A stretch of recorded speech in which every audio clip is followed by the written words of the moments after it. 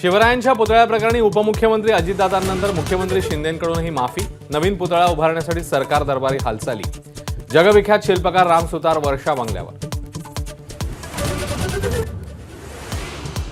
शिवरायांच्या कोसळलेल्या पुतळ्याची वर्क ऑर्डर एबीपी माझाकडे। पुतळ्याचा चौथरा सार्वजनिक बांधकाम विभागाने बांधला, तर पुतळा बसवण्याची जबाबदारी नौदलाकडे। सिंधुदुर्ग गुन्हे शाखेकडून शिल्पकार जयदीप आपटेच्या घराबाहेरील सीसीटीव्ही ताब्यात। कुटुंबीय घरी परतले, मात्र जयदीप आपटे अद्याप फरार।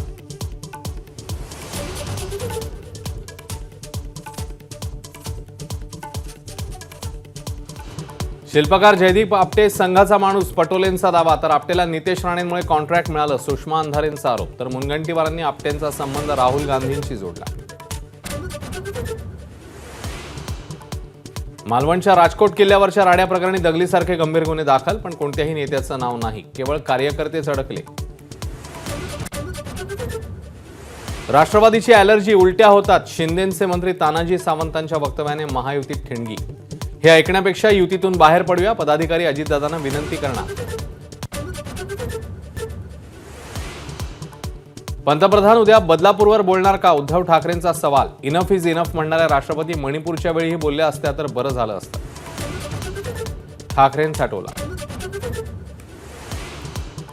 भाजपचे 113 आमदार पाडणार, जरांगेंचं फडणवीसांना आव्हान। तर भाजपचे अनेक लोक मला भेटतात, तेच फडणवीसांचा काटा काढणार, जरांगेंचा दावा। साखर कारखानदारांसाठी मोठा निर्णय, इथेनॉल निर्मितीवरील बंधनं शिथिल। 2024-25च्या हंगामासाठी केंद्राची परवानगी। मुंबई गोवा महामार्गाचं निकृष्ट काम करणाऱ्या ठेकेदारावर सदोष मनुष्यवधाचा गुन्हा। 3 वेळा नोटीस देऊनही काम पूर्ण न झाल्यानं कारवाई।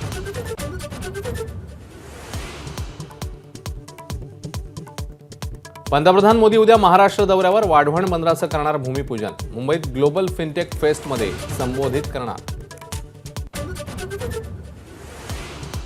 मुकेश अंबानींना मागे टाकत अदानी बनले भारतातले सर्वात श्रीमंत। अदानींची एकूण मालमत्ता 11,62,000 कोटी। गेल्या वर्षभरात तब्बल 95% वाढ। जिओ युजर्ससाठी मुकेश अंबानींची मोठी घोषणा, 100 GB फ्री क्लाउड स्टोरेज मिळणार। येत्या दिवाळीला Jio AI cloud welcome offer.